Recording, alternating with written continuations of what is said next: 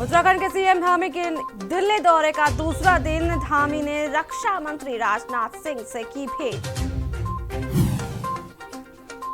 UP के बाद अब उत्तराखंड का दौरा करेंगे नड्डा। दून या हरिद्वार में चलेगी क्लास।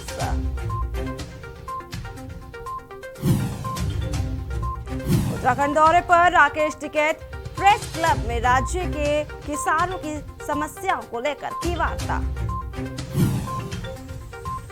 उत्तराखंड में नहीं थम रही जुबानी जंग। हरक रावत बोले, मुझे श्रम मंत्री नहीं मानते सत्याल।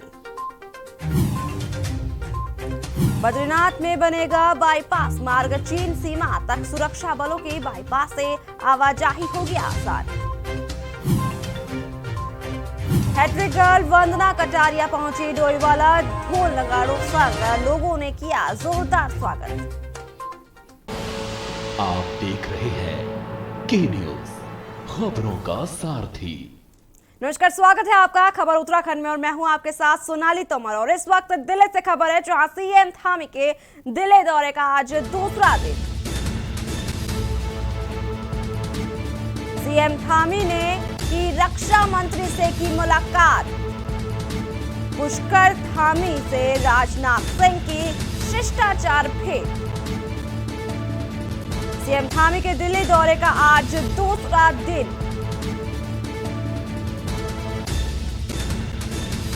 दिल्ली से आपको खबर दिखा रहे हैं जहां सीएम पुष्कर सिंह धामी के दिल्ली दौरे का आज दूसरा दिन है। बता दें कि दिल्ली दौरे पर है सीएम पुष्कर सिंह धामी। वहीं सीएम ने रक्षा मंत्री से शिष्टाचार भेंट की है। पुष्कर सिंह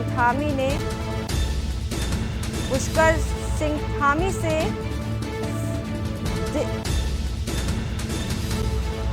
रक्षा मंत्री से मुलाकात हुई है।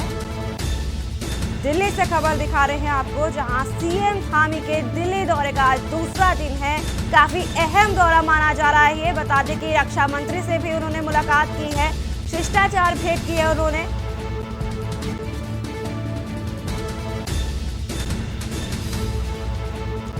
सीएम धामी के दिल्ली दौरे का आज दूसरा दिन। दिल्ली से आपको खबर दिखा रहे हैं जहां सीएम पुष्कर सिंह धामी ने रक्षा मंत्री से शिष्टाचार भेंट की है। और इस वक्त देहरादून से खबर है जहां किसान नेता राकेश टिकैत ने की प्रेस कॉन्फ्रेंस। केंद्र और राज्य सरकार पर साधा निशाना। कृषि कानूनों का विरोध जारी रहेगा, राकेश टिकैत ने कहा। राकेश टिकैत ने यह भी कहा कि देश और उत्तराखंड को बचाना है। सभी को समर्थन देना होगा, राकेश टिकैत ने कहा। उन्होंने ये भी कहा कि उत्तराखंड में भी आंदोलन के तरीके अपनाने होंगे। राकेश टिकैत ने यह भी कहा कि बीजेपी के राज में किसान बहुत परेशान है। केंद्र और राज्य में उद्योगपतियों की सरकार है।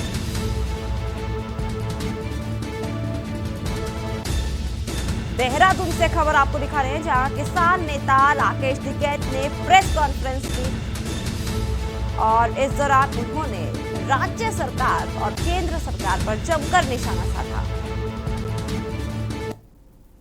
खबर डोईवाला से है जहां उत्तराखंड के हरिद्वार की बेटी भारतीय महिला हॉकी टीम की होनहार खिलाड़ी वंदना कटारिया ने ओलंपिक खेल में शानदार प्रदर्शन करने के बाद अपने गृह क्षेत्र लौटी तो खेल प्रेमियों ने गर्मजोशी के साथ वंदना कटारिया का स्वागत किया। वंदना कटारिया के साथ उनके परिवार के लोग भी मौजूद थे। एयरपोर्ट से वंदना कटारिया का काफिला कड़ी सुरक्षा के साथ भानियावाला से होते हुए हरिद्वार के लिए रवाना हो गया। डोईवाला से खबर आपको बता दें कि टोक्यो ओलंपिक में उन्होंने शानदार प्रदर्शन किया। परिवार के साथ हरिद्वार के लिए हुई रवाना।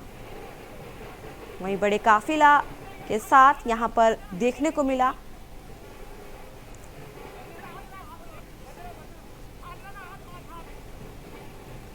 बता दें कि टोक्यो ओलंपिक के बाद उन्होंने महिला हॉकी टीम में शानदार प्रदर्शन किया वंदना कटारिया ने, जिसके बाद वे अपने गृह क्षेत्र लौटी हैं। इस दौरान उनके साथ उनके परिजन भी मौजूद थे।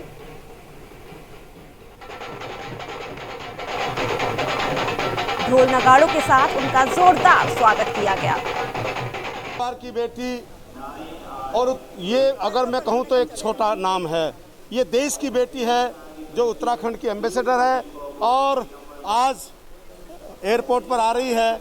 मैं सरकार के प्रतिनिधि के रूप में, हमारी मेयर साहब जो ऋषिकेश में, क्योंकि इन्हीं के सरकार के प्रतिनिधि के रूप में उनका स्वागत करने के लिए, आज हर्ष उल्लास के साथ उनका स्वागत करने के लिए यहाँ पर सैकड़ों लोग, सभी राजनीतिक दलों के लोग, मैं इसमें अपनी बेटी को कहीं ये नहीं कि भाई केवल बीजेपी के लोग यहाँ पर हैं, सभी इस राजनीतिक दलों के लोग, सामाजिक संगठनों के लोग यहाँ। खबर दिल्ली से है, जहां उत्तराखंड के मुख्यमंत्री पुष्कर सिंह धामी ने अपने दिल्ली दौरे में केंद्रीय राज्य मंत्री पर्यटन और रक्षा अजय भट्ट और उत्तराखंड से राज्यसभा सांसद अनिल बलूनी से शिष्टाचार भेंट की। सीएम सिंह धामी ने दिल्ली प्रवास के दौरान राष्ट्रीय सुरक्षा सलाहकार अजीत डोभाल से भी शिष्टाचार भेंट की है। राष्ट्रीय सुरक्षा के परिक्षेत्र में उत्तराखंड की भूमिका और इस विषय से जुड़ी हुई चुनौतियों के बारे में भी व्यापक चर्चा की गई है।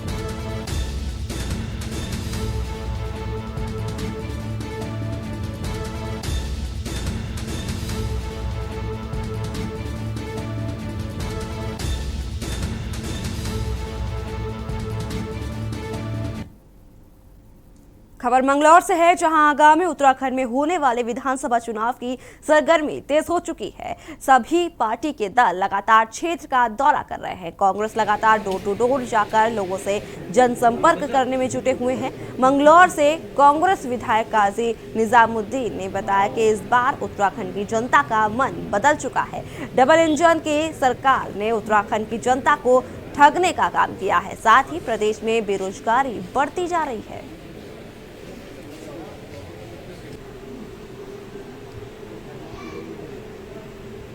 मंगलौर से खबर दिखा रहे हैं आपको, जहां सरगर्मी तेज होती हुई नजर आ रही है। विधानसभा चुनाव की सरगर्मियां तेज हो गई हैं। वहीं डोर टू डोर कांग्रेस ने तैयारी शुरू कर दी है, जिसके बाद डोर टू डोर जाकर लोगों से जनसंपर्क बना रहे हैं।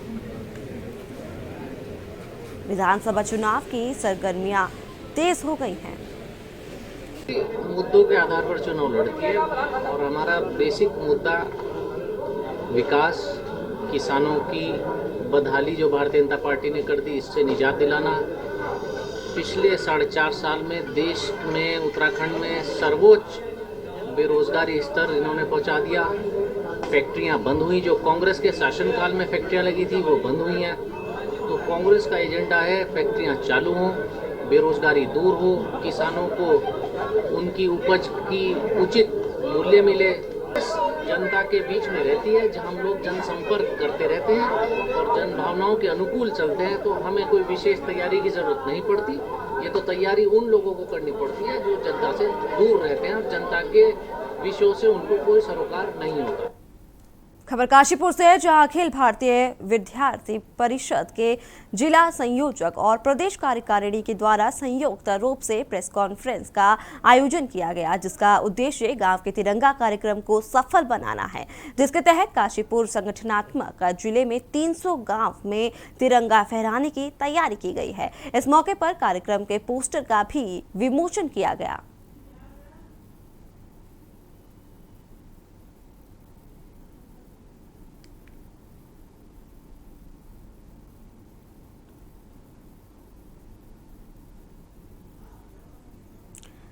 एबीवीपी की प्रेस कॉन्फ्रेंसिंग हुई और इस दौरान पोस्टर भी लोगों ने ले रखे हैं। कार्यक्रम के पोस्टर का विमोचन किया गया है। काशीपुर से आपको खबर दिखा रहे हैं, आज़ादी का अमृत महोत्सव कार्यक्रम। और आपको बता दें कि अमृत महोत्सव जो ये कार्यक्रम है वो 15 अगस्त तक चलेगा।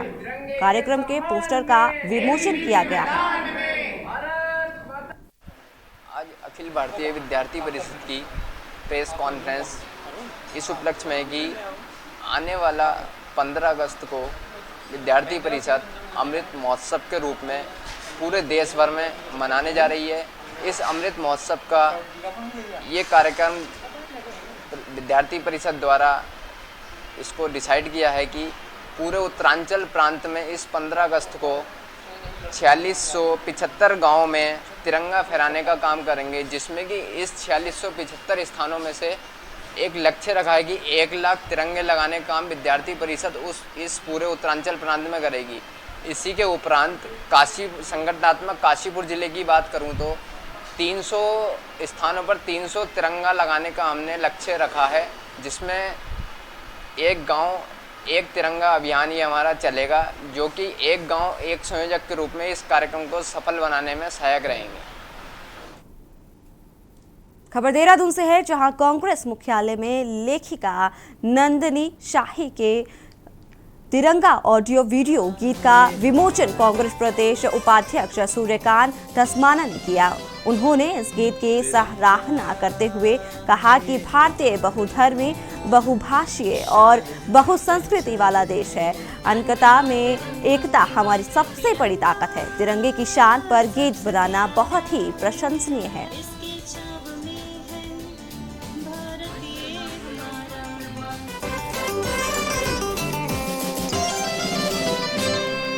तिरंगा ये हमारा शान है, पहचान है। तिरंगा सबसे प्यारा, इसकी छाव में है भारतीय हमारा तिरंगा।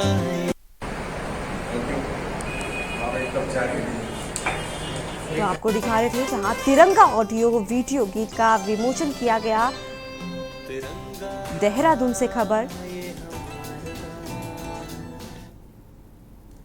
पौड़ी से है, जहां कांग्रेस अध्यक्ष गणेश गोदियाल देर शाम श्रीनगर पहुंचे। यहां कांग्रेस कार्यकर्ताओं ने उनका स्वागत किया। कांग्रेस अध्यक्ष ने श्रीनगर स्थित गोला पार्क पहुंचकर सबसे पहले महात्मा गांधी की मूर्ति का माल्यार्पण किया। पार्क के गेट पर ताला लगा होने के कारण गणेश गोदियाल पार्क की दीवार नंगे पैर फांदकर महात्मा गांधी की मूर्ति तक पहुंचे। गोदियाल ने मंच से भाजपा सरकार को जमकर खरी खोटी सुनाई। कहा कि कोरोना में जनता एक एक बेड के लिए अस्पतालों में लड़ती रही। उन्होंने कहा कि भाजपा सरकार के घमंड को चूर चूर करने के लिए वे प्रदेश के हर गांव में जाएंगे।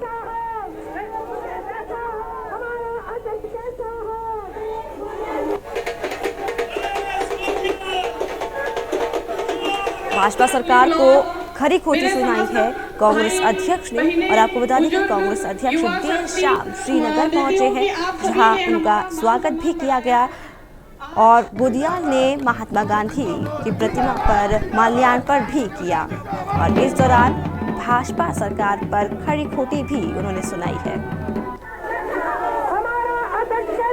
इस जन विरोधी सरकार को, जिसको कि आम जनता बहुत ही अच्छी तरह से समझ गई है, इसको तख्त से उतारना है, इनके घमंड को चूर करना है।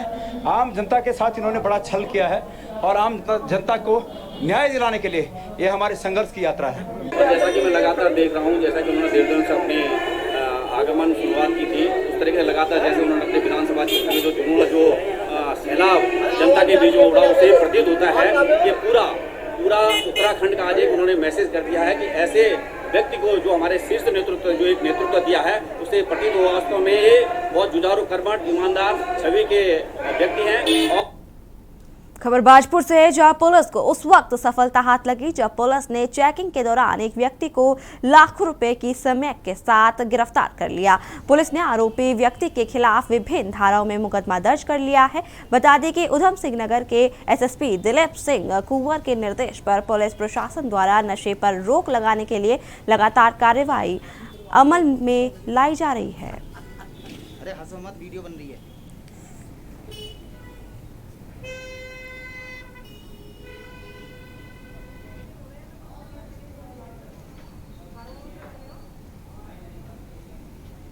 ये बाजपुर पुलिस के द्वारा लगातार नशे के खिलाफ अभियान चलाया जा रहा है, जिसमें चेकिंग के दौरान ये नासिर पुत्र महमूद, जो कि रामपुर उत्तर प्रदेश का रहने वाला है, इसके पास से 50 ग्राम अवैध स्मैक बरामद हुई है। सुसंगत धाराओं में अभियोग पंजीकृत करके हमने इसको माननीय न्यायालय के समक्ष पेश कर दिया है। अंतर्राष्ट्रीय बाजार में इस स्मैक की कीमत लगभग 15 लाख रुपये। देखिए, लगातार ये बाजपुर में सूचनाएं भी प्राप्त होती हैं और देखा भी जाता है कि प्राय स्मैक और चरस और अफीम का काफ़ी धंधा चलता रहता है। खबर विकासनगर से है, जहां सहसपुर की न्याय रामपुर भाऊवाला अंतर्गत भगवानपुर जुलो ग्राम पंचायत के पंचायत घर में उत्तराखंड पंचायती राज विभाग के सौजन्य से राष्ट्रीय ग्राम स्वराज अभियान के अंतर्गत आपका बिजनेस सॉल्यूशन के प्रशिक्षकों द्वारा ग्राम प्रधानों, उप प्रधान और वार्ड सदस्यों को दिए जा रहे क्षमता विकास प्रशिक्षण कार्यक्रम का आज समापन हो गया है। इस दौरान अप्रैल महीने से जारी क्षमता विकास प्रशिक्षण कार्यक्रम के जरिए आपका बिजनेस सॉल्यूशन संस्था के प्रशिक्षकों द्वारा विकासखंड स्तर से लेकर न्याय पंचायत स्तर तक लगभग 2000 जनप्रतिनिधियों को प्रशिक्षित किया गया। जनप्रतिनिधियों को पंचायती राज एक्ट, ग्राम पंचायत विकास योजना, सतत विकास लक्ष्य, मिशन अंत्योदय सर्वे, मनरेगा योजना, NRLM, जेंडर बजट, ठोस अपशिष्ट प्रबंध, आपदा प्रबंध और विभिन्न विभागों द्वारा चल रही सरकारी योजनाओं की जानकारी दी गई है।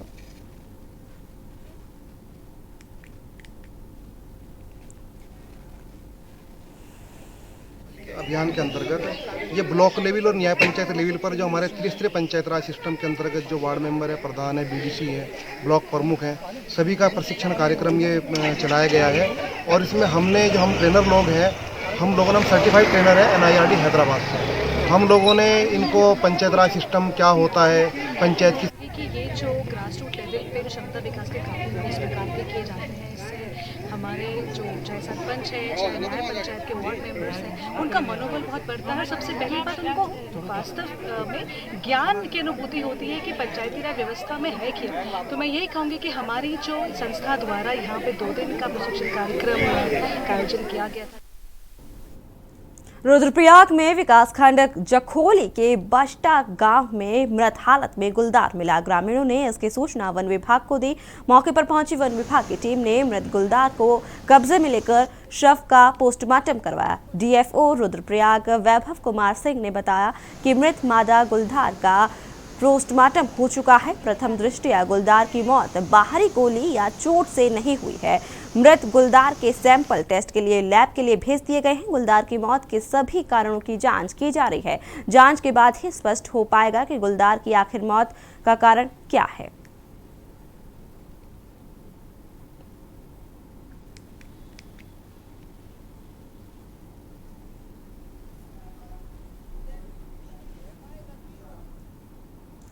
सरकारी योजनाओं को सरकारी विभाग किस तरह बंदर बांट करके ठिकाने लगाते हैं, यह जग जाहिर है। यह सब जब राजधानी और उसके आसपास के क्षेत्रों में हो तो जीरो टॉलरेंस पर सवालिया निशान लगना लाजमी है। आपको दिखाते हैं इस खास रिपोर्ट के जरिए।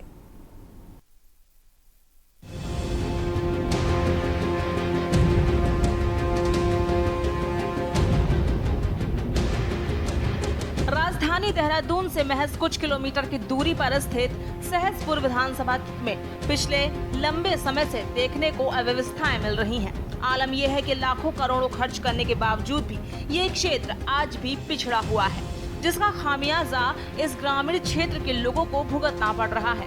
ये हम ऐसा क्यों कह रहे हैं? इन बल्लियों के सहारे खड़े टूटे फूटे घरों को देखकर अंदाजा लगाया जा सकता है। इन जर्जर घरों और टपकती छतों का कोई भरोसा नहीं कि कब धराशाही हो जाए और कब इन घरों में रहने वाली जिंदगियां अकाल ही काल का ग्रास बन जाए। ऐसा हम नहीं कह रहे, बल्कि इन घरों में रहने को मजबूर लोगों का भी यही कहना है, जो लंबे समय से एक छत की आस लगाए बैठे हैं। आप ही सुन लीजिए क्या कहना है इन लोगों का। मेरी दिक्कत है कि मैं प्रधान के पास गई, वो कह रहे मकान आने वाला है तुम्हारा और लिस्ट में नाम है तुम्हारा। बस तो कब से समस्या है? ये तो काफी दिन से हो रही है। मैं से जब से ये लॉकडाउन लगा था ना बीच में, कहने लगे ये लॉकडाउन खत्म हो जाएगा और आपके खाते में जल्दी पैसे गिर जाएंगे। परिवार में कौन कौन है? और परिवार में कोई नहीं, बच्चे 3 बच्चे हैं, एक लड़का है मेरा। ये तो सिर्फ चंद तस्वीरें हैं जो केवल सहसपुर ब्लॉक कार्यालय के आसपास की हैं। ऐसे में सहसपुर विधानसभा के दर्जनों गाँव में सैकड़ों परिवार ऐसे हैं जिनके सर पर एक अदद छत तक नहीं है। जबकि इन्हीं गरीब बेसहारा लोगों के लिए बनी इंदिरा आवास और प्रधानमंत्री आवास जैसी योजनाओं का लाभ इनको न मिलकर अपात्र लोगों को दिया जा रहा है। ये आरोप खुद क्षेत्रीय जनप्रतिनिधि के हैं। बकौल सहसपुर के पूर्व ग्राम प्रधान सुंदर थापा का कहना है, गरीब लोगों के लिए आई योजना का लाभ सीधे अपात्र लोगों को दिया जा रहा है, जिसकी कई बार शिकायत करने के बाद भी सुनवाई नहीं हो पा रही है। सबसे बड़ी समस्या है कि जो पात्र व्यक्ति थे उनके मकान नहीं दिए गए हैं। जो अपात्र व्यक्ति जिनको जरूरत नहीं थी मकान की, उनको मकान दे दिए गए। यहाँ तक कि जिन लोगों के मकान ऑलरेडी बने हुए, उन्होंने किराएदार रखे हुए हैं, उनको मकान दिए गए। और जो लड़कियाँ हमारे गांव की भी नहीं थी, दूसरे गांव की थी, उनका विवाह दूसरी जगह से हो गया है और वो दूसरे गांव में किराए पे रह रही हैं, उनको मकान के पैसे दिए गए। क्योंकि और जिनको मकान के पैसे दिए गए वो ऑलरेडी 8-10 हज़ार रुपये के मकान में किराए पे रह रहे हैं, अपनी गाड़ियाँ हैं, स्कॉर्पियो वगैरह गाड़ी है, उसके बावजूद उनको पैसा दिया गया है। और जो बहुत ही ज़्यादा गरीब है, जो विधवाएँ हैं, उनको मकान के पैसा नहीं मिल रहा है। कहीं सारी खामियाँ हैं सहसपुर विधानसभा के अंदर। समस्याओं के जो है अंबार लगे पड़े, जगह जगह मैं जा रहा हूँ। सहसपुर विधानसभा के जो है प्रत्येक विधानसभा उसमें ग्राम पंचायत में लोगों की जो समस्या है, लोगों के जो है मकान चूरे, छत नहीं है, और जो पानी की समस्या है, बिजली की समस्या है, अनेकों समस्या है। कटाव के कारण जो है नदियों से लोगों के मकान जो है ढा रहे हैं, लेकिन विधायक के द्वारा क्षेत्र में कोई कार्य नहीं किया गया। जहाँ भी जा रहे हैं लोगों की शिकायत है कि जी हम जाएँ तो किसके पास जाएंगे। तो हम लोगों के पास जा रहे हैं, जहाँ तक हमसे हो पा रहा, हम लोगों की समस्या सुन रहे, उसका समाधान करने का काम कर रहे। अभी तो हम लोगों को जो है खाली बरसात के कारण जिन लोगों के घर चूरे, उनके घरों पे तरपाल डालने का काम कर रहे हैं। और जो छोटी मोटी समस्याएं लोगों की, वो मौके पर जो है उनका समाधान करने का प्रयास कर रहे हैं। और हमने लोगों से वादा किया कि 2022 में अगर कांग्रेस की सरकार बनती है तो हम लोगों के लिए काम करेंगे। इसमें एक सर्वे किया गया था 2018 में, और उसके बाद भी आवास प्लस में, प्रधानमंत्री आवास योजना में, और उसमें जो ग्राम पंचायत ने जो पात्रता सूची भेजी है, वो मोर देन 150 मकान हैं जो पात्रता की श्रेणी में आते हैं। अभी उनमें से केवल 22 लोगों को ही जो है आवंटित धनराशि आवंटित हुई है, और धीरे धीरे प्रक्रिया जारी है। जैसे जैसे भारत सरकार से धनराशि आवंटित होती जाएगी, उस हिसाब से लोगों को मकान मिलते जाएंगे। सरकारी आंकड़ों के मुताबिक अकेले सहसपुर ब्लॉक में 1000 से अधिक लोगों के नाम आवास योजना के लिए भेजे गए थे, जिनमें से कुछ ही स्वीकृत हो पाए हैं, जिससे साफ है कि आज भी सैकड़ों परिवार खुली छत और टूटे फूटे घरों में रहने को मजबूर हैं। विकास नगर से के न्यूज़ इंडिया के लिए तबरेज खान की रिपोर्ट। आपको सीधे ले चलते हैं देहरादून, जहां किसान नेता राकेश टिकैत क्या कुछ कह रहे हैं, सुन लेते हैं। इनसे हम जानने की कोशिश करते हैं। जी 9 महीने हो गए भाई, सरकार सुन लेगी, 1 आध साल में सुन लेगी। हम वापसी नहीं जाएंगे, ये वैचारिक क्रांति है, वापसी नहीं जाएंगे। पूरी दुनिया, पूरा हिंदुस्तान, नौजवान, बेरोजगार, मछुआरे, आदिवासी सभी इस आंदोलन से जुड़े हुए हैं। आगे चुनाव आ रहे हैं यहाँ पर, पता नहीं, चुनाव तो टाइम पे आते हैं, 5 साल हो गए होंगे तो चुनाव आएंगे, उसमें हम क्या कर सकें। आप लोग साथ दोगे? किसका? हमारे भरोसे कोई ना रहे, अपना जो कुछ उछल कूद करनी है अपने आप ही करें, हमारे भरोसे कोई ना रहे। हम तो आंदोलन करेंगे। अभी हमारे साथ मौजूद हैं किसान नेता राकेश टिकैत जी। खबर रामगढ़ से है, जहां उद्यान भूमि बाहरी व्यक्ति को आवंटित किए जाने को लेकर रामगढ़ के लोगों में आक्रोश है। स्थानीय लोगों का आरोप है कि आज प्रदेश भर में सरकार भू कानून की बात कर रही है, तो वहीं रामगढ़ में उद्यान विभाग की जमीन एक बाहरी व्यक्ति जो कभी रामगढ़ का निवासी रहा ही नहीं, जिसकी जांच को लेकर आज उन्होंने जिलाधिकारी के नाम उप जिलाधिकारी को ज्ञापन सौंपकर आवंटन रद्द करने की मांग की है।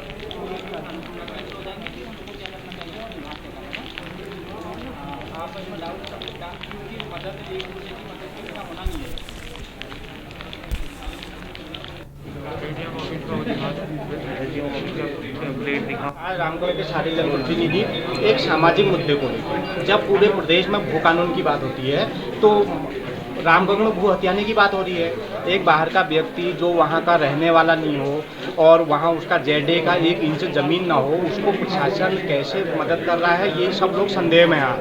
और इसी संदेह को दूर करने के लिए हमने डीएम साहब को संबोधित ज्ञापन एसडीएम साहब को सौंपा है और हमने चाहा है कि इस मामले की जल्द से जल्द जांच हो।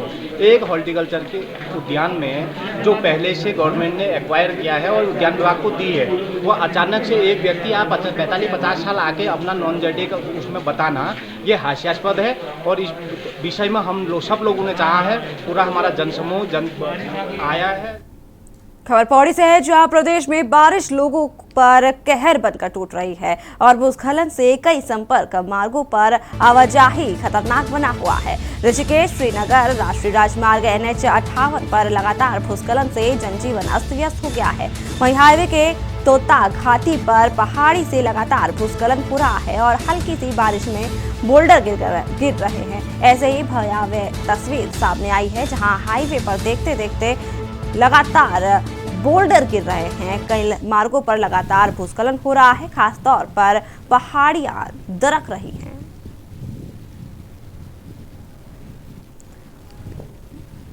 भूस्खलन से जनजीवन अस्त व्यस्त हो रहा है और मुख्य मार्ग बाधित होता हुआ नजर आ रहा है। पौड़ी से आपको खबर दिखा रहे हैं, जहां लोगों पर बारिश कहर बनकर टूट रही है। जिस तरीके से लगातार बरसात हो रही है, वहीं जो भूस्खलन है वो ज़्यादा हो रहा है। भूस्खलन से जनजीवन पूरी तरीके से अस्त व्यस्त हो रहा है और जो राजमार्ग है वो भी प्रभावित हो रहे हैं।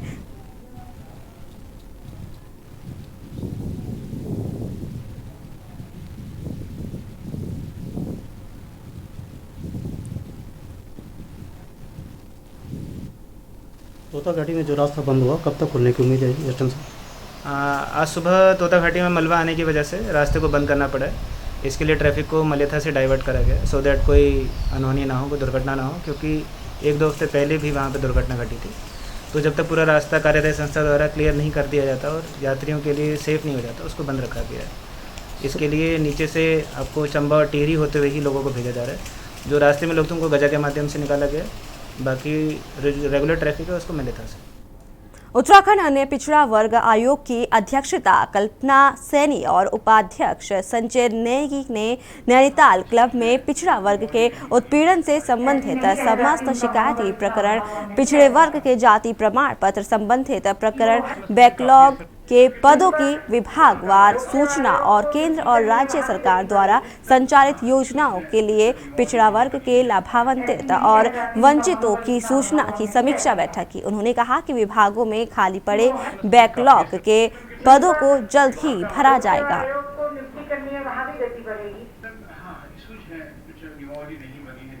ऐसी नहीं रह जाती, उनका मनोबल इतना बढ़ा हुआ नहीं रह जाता कि वो काफी नैनीताल से खबर आपको दिखा रहे हैं, जहां पिछड़ा वर्ग आयोग अध्यक्ष की समीक्षा बैठक हुई और बैठक में कहा गया कि जल्द ही बैकलॉग के पदों में भर्ती होगी।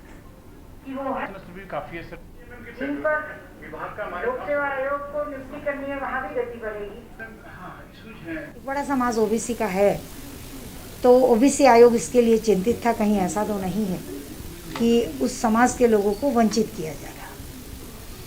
उसके लिए समीक्षा की, भविष्य में तीसरी लहर को लेकर जानकारी ली, जाति प्रमाण पत्र को लेकर के अगर प्रशासन के सामने कोई परेशानी आ रही है वो भी हमें बताए, उसको भी हम समाधान का प्रयास करेंगे। और जो जनमानस को यहाँ की समस्याएं आ रही हैं उनसे विभागों को अवगत कराया और विभागों ने ये आश्वासन भी दिया कि उस समस्या को भविष्य में दूर किया जाए। नैनीताल में सितंबर महीने में होने वाले मां नंदा देवी महोत्सव के आयोजन को लेकर जिलाधिकारी धीरज गब्रियाल ने रामसेवक सभा के पदाधिकारियों के साथ बैठक की। रामसेवक सभा के पदाधिकारियों ने मां नंदा देवी महोत्सव में आयोजित होने वाले अनुष्ठान कार्यक्रम की विस्तृत जानकारी दी।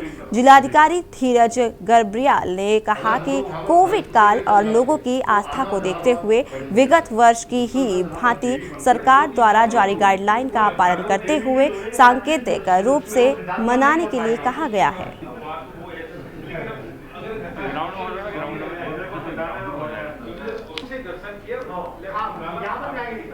राम सेवक सभा के पदाधिकारियों के साथ बैठक हुई, जिसमें सांकेतिक रूप से महोत्सव मनाने के लिए कहा गया है जिलाधिकारी ने। और बता दें कि इस महोत्सव में कोरोना प्रोटोकॉल्स का पूरा पालन करवाया जाएगा। डिस्कशन हमारा इनके साथ हुआ है। देखिए, हमें सारी आस्था को भी अपना सबको देखना है, लेकिन साथ ही साथ कोविड के प्रोटोकॉल का भी उसका भी हमें अनुपालन करना है। तो हमने उनको यही एश्योर किया कि अभी उस हिसाब से तैयारी करें जैसा उन्होंने लास्ट ईयर पूजा अर्चना करते समय की थी। अगर सितंबर माह के प्रथम सप्ताह में जब हमारी एक और मीटिंग उनके साथ होगी, उस समय जैसी परिस्थितियां होंगी उसी हिसाब से हम लोग फिर आगे की कार्रवाई हेतु और जो भी दिशा निर्देश जिला प्रशासन की ओर से और जैसे भी डायरेक्शंस हमें जारी होते हैं, उसी हिसाब से हम राम सेवक सभा को निर्देशित करेंगे कि वो किस हिसाब से उनको ये पूजा अर्चना करनी। खबर उत्तराखंड में फिलहाल इतना ही। बाकी की तमाम खबरों को जानने के लिए आप देखते रहिए के न्यूज़ इंडिया।